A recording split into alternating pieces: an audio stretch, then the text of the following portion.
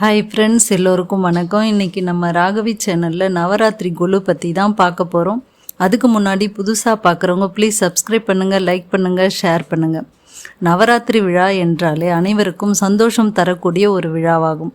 இந்த நவராத்திரி 9 நாளும் கொலு வைத்து பூஜை செய்து வழிபாடு செய்வது வழக்கம். குழந்தைகள் முதல் பெரியோர் வரை மகிழ்ச்சி தரக்கூடிய ஒரு விழாவாகும்.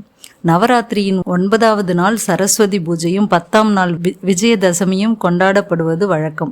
2024ஆம் ஆண்டு அக்டோபர் 3ஆம் தேதி வியாழக்கிழமை தொடங்கி அக்டோபர் 12ஆம் தேதி சனிக்கிழமை விஜயதசமி கொண்டாடி நிறைவு பெறும்.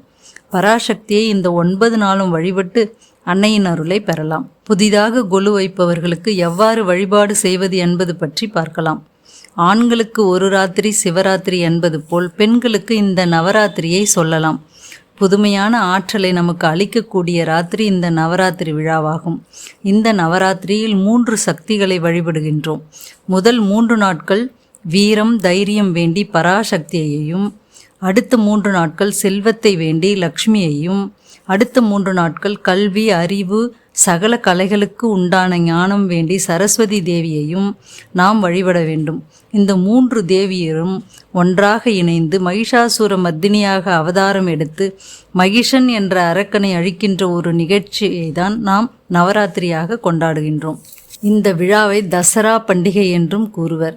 நவராத்திரியில் வைக்கப்படும் கொலு உலகின் பரிணாம வளர்ச்சியை எடுத்து காட்டக்கூடியது என்று சொல்லலாம்.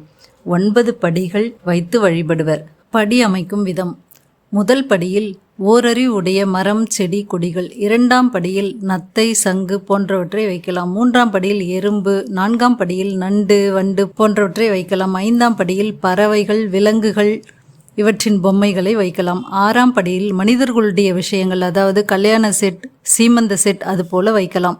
7ஆம் படியில் மனிதனுடைய நிலையிலிருந்து உயர்ந்த மகான்களுடைய சிலைகள், விவேகானந்தர், ராகவேந்திரர், ராமகிருஷ்ணர் இது போன்ற சிலைகள் வைத்து வழிபடலாம். 8ஆம் படியில் அஷ்டலட்சுமியும் தச அவதாரமும் வைக்கலாம். 9ஆம் படியில் 3 தேவியர்கள் மற்றும் மும்மூர்த்திகளையும் வைத்து வழிபடலாம்.